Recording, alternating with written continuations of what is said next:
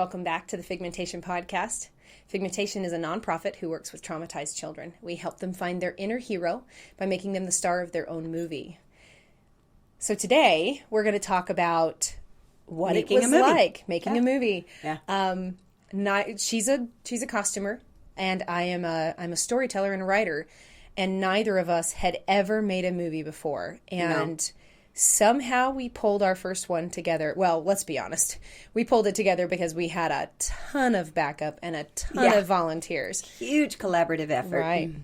So tell me a little bit about what that was like for you. What was it like on your first movie set? Well, it's interesting when you work with people who have done movies, sometimes they think you should know everything. And we were getting lists of things going, okay. So it was fun. I mean, planning locations for scouting locations, which was a blast because we got to drive all over town and we're uninhibited, she and I. We do things, we drove around, and if we found a spot we liked, we jumped out and knocked on the door, or we said, Kate. She's uninhibited. I walk in like a shaking chihuahua. Well, it was fun, and you scout your locations, and you find your locations, and you talk with property owners and landowners and what have you, and you get permission, and so we did that. It all started with his story, and he wanted a movie based in a cityscape sort of feeling, but he also wanted a secret lair because I mean, what kid doesn't want a batcave? And so he wrote in his secret lair, and we had to find him a secret lair. Yeah, so we had to find a place in town, right, that could be a cave or a secret lair, right. And you want me to tell how I found what? Go ahead. Okay, absolutely. So basically, years ago, Washington County School District did a haunted house in the Middleton Caves, and they asked me if I could come do a mad scientist lab. And so I came in and decorated and did this lab in this cave, but I had no idea that cave was there until I was asked to do that. Most people who live here don't know that cave is there. Right. And so I went back to the cave, contacted the owner, talked with him, told him what we were doing, got his permission, and he just sort of gave us that, yeah, absolutely. For a little kid, this is great. Yeah. So we got to go into the cave, and we got to film there. That was Kimball Gardner and his family, and they helped us. They donated the location so that we could work on set with our little boy, and it was perfect. It was perfect. I mean, every cave was a 1,500 square foot house. Well, and everything in the cave applied to our super genius hero.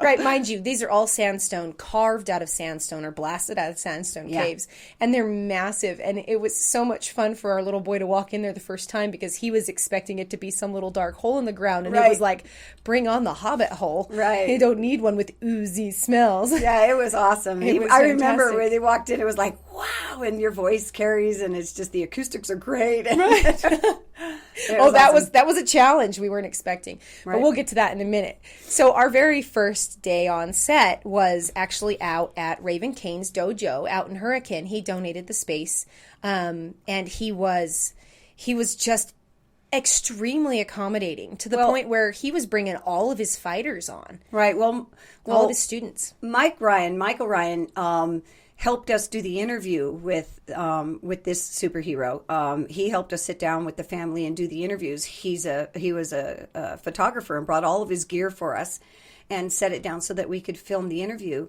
with our little boy. And Mike had a relationship with Raven, knew him through Toys for Tots and some other stuff. And so he went and talked with Raven and connected us to Raven, and we sat down and talked with Raven, and he was like, yeah, bring it on, this is awesome, and he was so just it was wonderful, and his dojo is awesome, and all of his guys that came in to perform with us, which was really cool. We had one of those volunteers was only 14, and you cannot tell, so I'm not even going to point out to you which one of the fighters was 14. Right. But that little boy was so great because he was right in the middle of it, showing everybody how to throw punches and how to do a jumping kick off of a wall, and I mean, just... I had no idea until I met his mom later, and I was like, wait, you're what? You're 14? Okay, great. Yeah, He was such a great help, and I hope that we'll get to work with all of our volunteers a lot more. Again, right. Well, and Michael was also a member of BACA, Bikers Against Child Abuse. Right. And one of the parts of the story that our Figmentation kid wanted was he wanted to foil the bank robbers or the bad guys. And so we approached BACA through Michael and his help to see if they would be interested in playing the henchmen in this kid's film. And so that we could have some big bikers in the background. And they loved it. They were right there too. Yeah. They thought, this is great. So that was a great connection, and doing the dojo and having the bikers all there in the back alley, and it was just great. It was so much fun. There were some things that we didn't get to put in the movie, things that we couldn't make work with everybody's schedules because we had such a limited time frame that we could film this movie in. Right. And so there were some things that we missed out on, and we made it work. And watching these guys turn some of, and I won't ruin some of the effects for you because it's kind of like a magician revealing its secrets. Yeah. But some of those effects are totally manufactured by creative people with just the right lighting and just the right sound effects and just the right timing. And they managed to pull off some things that you didn't even know. You don't even know what you're looking at until you know what you're looking at. Right. But it was kind of cool the first day on set. I've never been on a movie set before. I did tech theater in high school and I did some of that stuff, but I haven't done any of that in 20 years. Right. So it was really fun to be able to see the way a movie works on set, where you've got somebody who's in charge of the clacker and changing scenes and the different shots and the focus and the assistant director and the way the director works, and Colin was amazing about jumping back and forth between being playing the he role would of jump into an actor's bad role, guy biker as well as and then director. be telling you this is the shot that we need a close-up of this side of his face, and we need this and we need that. And it was so much fun to watch him work because he's really very good at what he does. Colin was our director, Colin Cunningham. Right. He's also a very reputable actor and director, and so he volunteered to play this role. And he's very talented at what he does. And he was jumping between actor and director. Well, just the number of shots, scenes. I don't think either of us understood the number of shots that would be required. And from different angles, same shot over, different angle kind of thing, too. And so when we were in the dojo and we had all of our stunt coordinators jumping in and doing these different shots, we had one camera operating outside taking footage of the bikers and walking up to the back door, and we had another camera inside taking footage of fight scenes with the stunt coordinators. And I had no idea that it was that much energy, and it was a solid 12 hours of filming from about 7 till 7. And that was a little intensive. We let Alex go home when Alex was good and tired, and we finished up the shots that we could finish up. And we were so grateful for all of the volunteers that we had that day. But that was just day one. Day one was the dojo. Day two was the cave. Do you want to tell them where you got all of the props and set pieces for our cave? Oh, well, I talked with Superintendent of Washington County School District, Larry Bergeson, and asked him told him we'd already sat down and talked with him about Figmentation and what we were hoping to accomplish with starting this 501c3, and he said if there's anything we can do to help, let us know. So I talked with him, and so Washington County School loaned us the Mad Scientist lab table and beakers and Bunsen burners and lighting and what have you, so that we could build a lab in the cave. And then John Hermaza is he's a master sculptor. A lot of people who are from southern Utah who've been to our museums have seen a lot of his work. He's amazing at prop building as well, and so doesn't John do a lot of work out of the Dinosaur Museum? Yeah, he's got a lot of work in there too. Yeah. So, but we went to John originally just to ask him if he could do some of our props. In Megatropus's glove. Megatropus is the nemesis in the movie, and so he said he would love to do that. Mm-hmm. And in the process we're looking in his house is an awesome collector's piece of just dinosaurs and dinosaur bones and suits of armor and John. anyways, he's a John collector. is a nerd. Yeah, he's a collector, and he's got a lot of really amazing things. And he said, well, if you can use any of this stuff. And we were just like, oh my gosh, we were over the top oogling everything he had. Yeah, so. when I say nerd, I mean that in the kindest of sense. I consider myself one. But no, he had suits of armor. He had dinosaur skulls. He had helmets. That he let us borrow all of it. I mean, video arcade machines and whatever we wanted. He was just like, fill the trailer up and 3D take it printers over. and, and scientific stuff. Yeah, it was really cool. Because after all, if you were a super genius billionaire and your mom and dad didn't know, you'd totally have a secret cave with all that stuff they said that you couldn't have. Right. I mean, well, imagine a kid who's a super genius who's learned how to invest his money on Wall Street, and the first thing he's going to do is hit eBay and buy up everything that he's ever wanted as a kid. So so there were suits of armors and dinosaurs and all kinds of things in this cave. Yep. The secret is really cool. The secret is that John Hermiza's house is just that kid's batcave. Yeah. So once we set up in there, and we had the science stuff given to us from the county, and we worked with that and set that all up and put that together, and everything else there was already there, the big generators and the big water tanks and the water tanks, and so it was really fun. It was fun. Yeah, and Kimball Gardner was more than happy to let us work with that. He's since sold the caves, but he was so accommodating and so helpful and so eager to see this kid's movie and see it turn into something that really benefited him. Yeah. And he was so helpful that way, and that was wonderful. Well, and we were filming in July.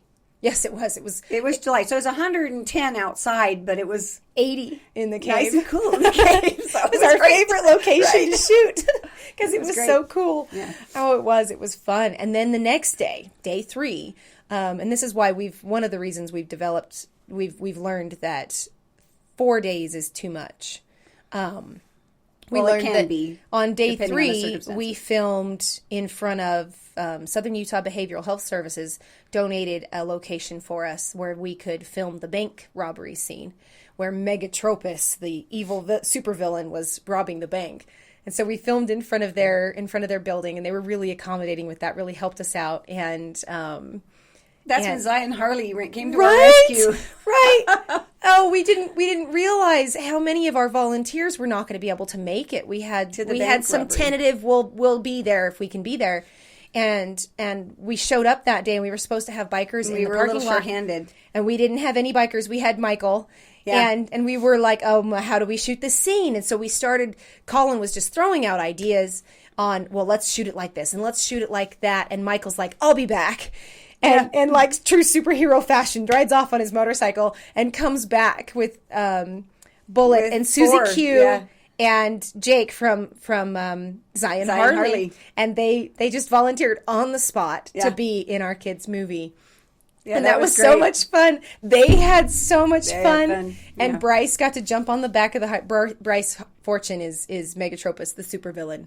And also really Alex's friend in real life. Yeah, he's Alex's best friend in real life. Yeah. So he got to jump on the Harley and do some acting, and that little boy ran out of that building probably a dozen times while we threw all of the fake Hollywood money in the air. Yeah. And it got just more and more crumpled, so the shots got better as we had to pick it up off the ground. Well, it was comical because this is a little kid's film, and the money bags were like Joker money bags. They were great, big Looney Tune, green S with the the dollar sign on the money bags. Right, it was fun. There's just fake money, movie maker money that's just flying through the air. And the more shots we did, the more we had to pick it up off the parking lot, and it was all like sanded and crumpled. And it was great. Oh, it worked out so great. And that was our third location. That was one of those that was our third. Was that our third? Yeah. Okay. And that morning, though, we did the desert. We did film out in the desert on one of the hiking trails, one of the local hiking trails.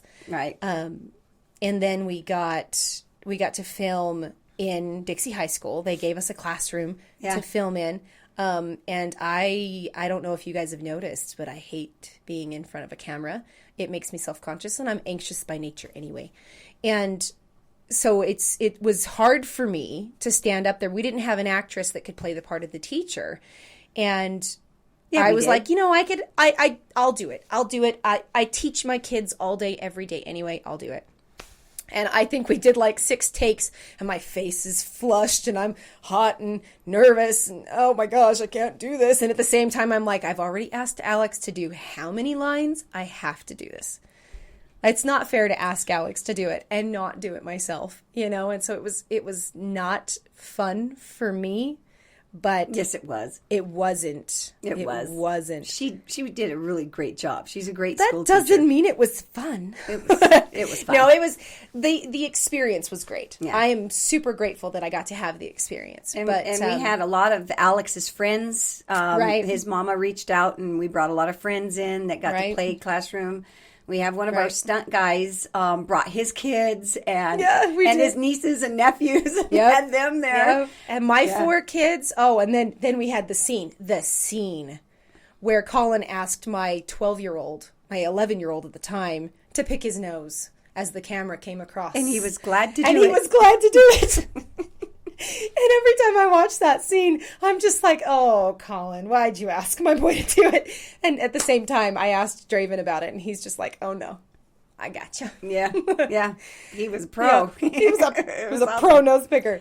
Oh, it was funny. So that was that was fun. That was fun. That was a lot of fun. Doing Yeah. the classroom scenes were a lot of fun to shoot as Mm-hmm. well. And that was pretty much a wrap. Well, we did the scenes at their house that evening. we did the home The scenes. final scenes in Alex's bedroom and up in Mac's room, baby Mac. And that's really his baby sister. It's really his big brother. It's really It was his really mom his and dad. bedroom. Really his bedroom. And her bedroom. Yep. Yeah. And they had a lot of fun. And then Yeah. day 4, we had some shots we just couldn't get to in the other couple of days. And so we went back. We did some follow-up shots. Did some follow-up about shots. 3-4 weeks later. And then, oh yeah. Well, we went back to the cave on day 4. And this is the coolest Oh, that's part. right. The coolest part was watching Alex.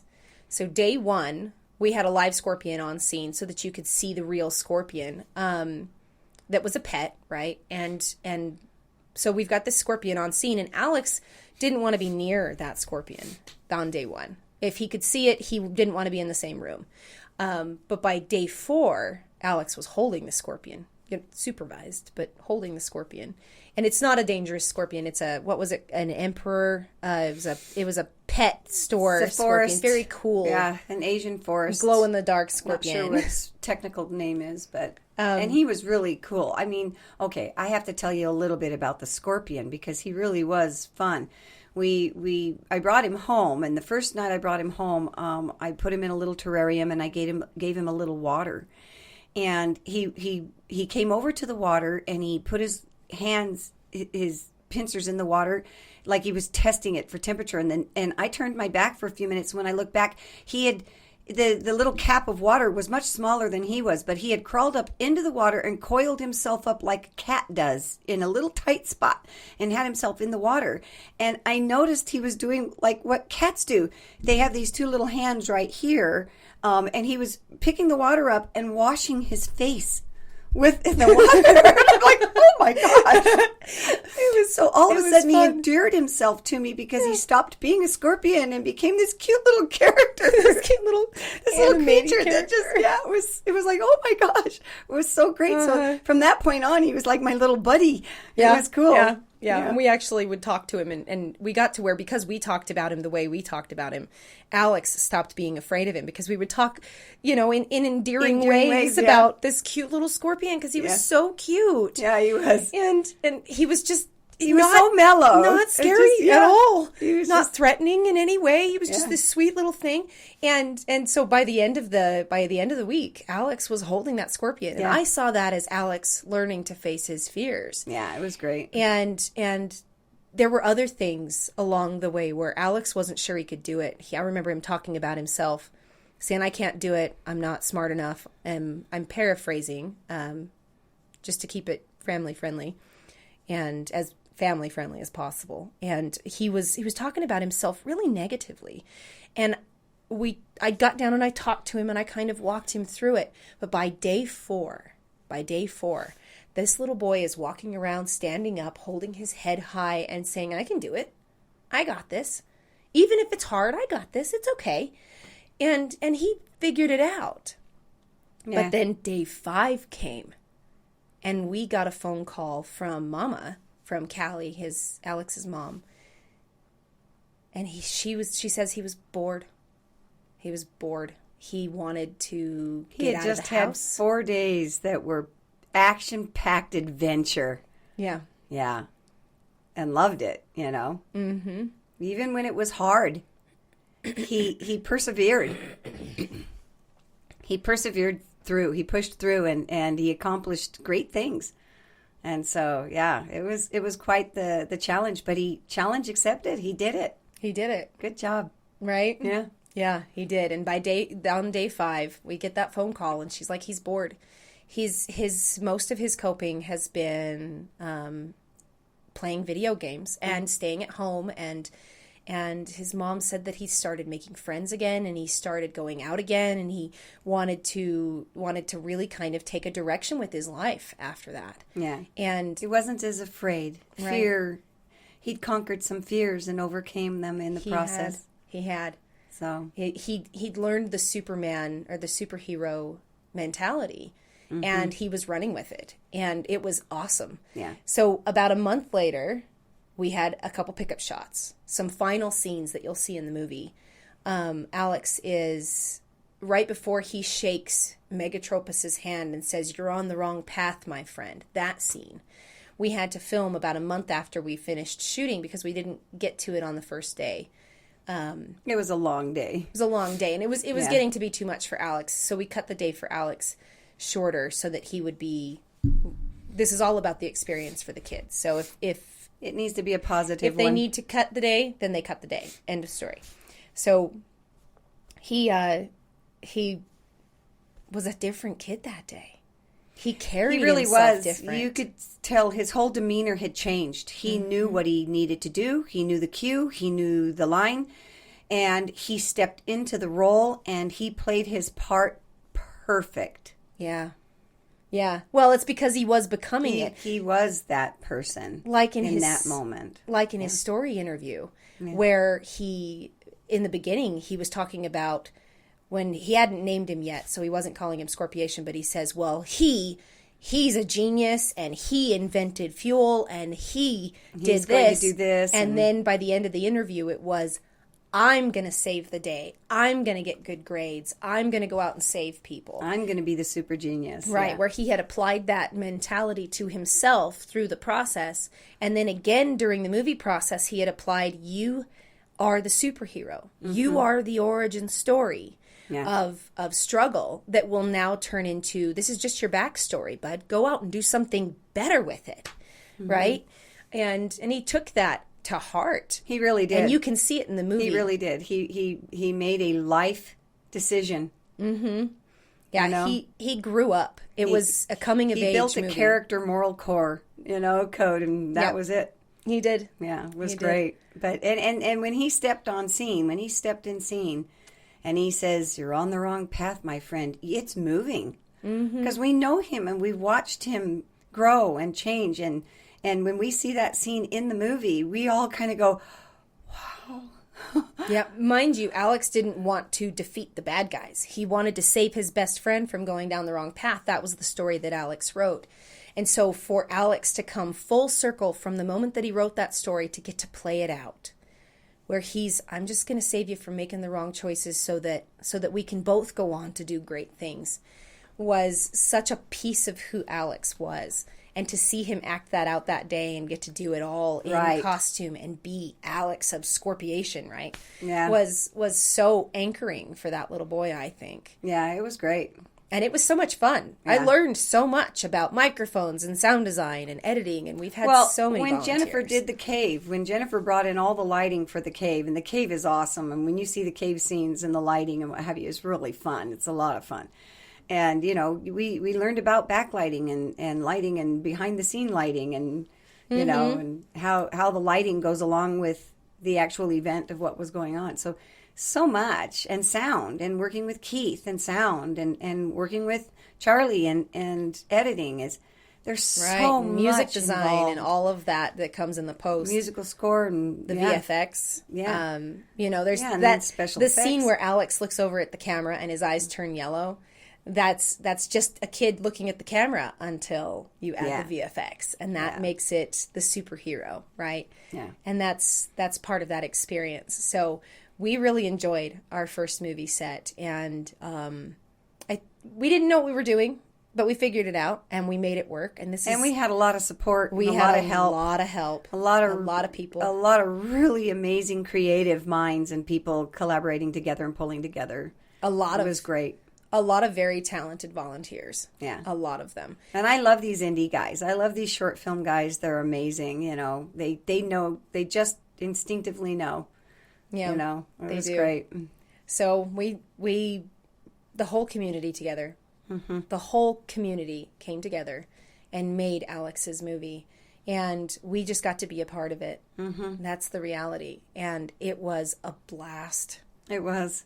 For everyone who got to be involved. So I can't wait to do the next one. And we'll get better and better at these as we go. Right.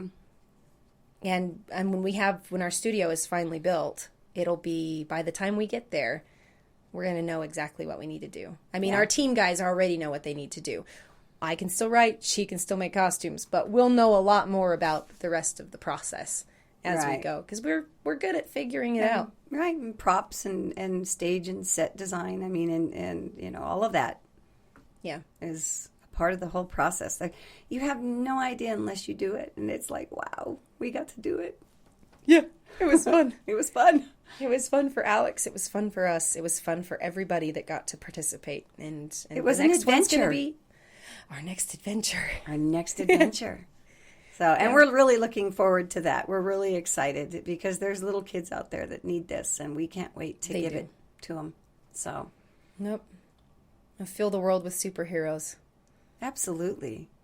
It is. Mm-hmm. It is, you know, it is full of superheroes. We just need to let them know. We just got to unlock their origin stories. That's it. Yep. That's it. So. Well, thanks, guys, for joining us again on this Figmentation podcast. We'll see you next week. Don't forget to like and subscribe and hit the bell. Yeah, and if you want to join us on set, go fill out the paperwork and become a volunteer. Absolutely. See you and next come time. have as much fun as we do. Yeah. Bye. Bye.